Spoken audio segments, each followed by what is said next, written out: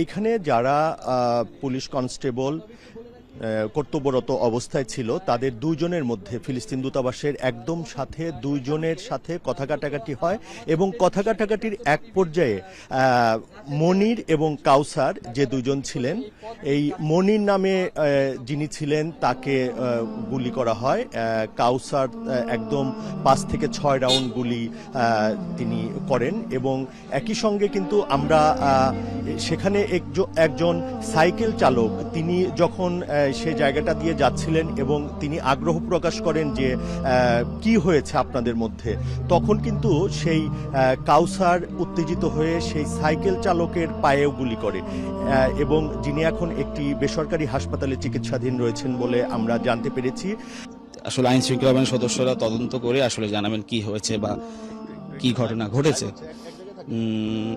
তবে যেটি জানতে পেরেছি, তিনিও যেটি নিশ্চিত করেছেন, একজন পুলিশ সদস্য গুলিবিদ্ধ হয়েছেন এবং তিনি ঘটনাস্থলে আমরা দেখছি তার মরদেহ পড়ে আছে এবং তিনি মারা গেছেন বলে আমরা জানতে পেরেছি। এখন আইন শৃঙ্খলা বাহিনীর সদস্যরা তদন্ত করে আসলে বের করবে। এটি একটি গুরুত্বপূর্ণ এলাকা, ফিলিস্তিন দূতাবাস সামনে রয়েছে এবং এখানে নিরাপত্তা চৌকিও রয়েছে, ঠিক সেই জায়গাটিতে ঘটনা ঘটেছে। আর আশেপাশে কিন্তু অনেক দূতাবাস রয়েছে, এটি বারিধারা দূতাবাস এলাকায় বলা হয়। এখানে বিশ্বের অনেকগুলি দেশের দূতাবাস রয়েছেন।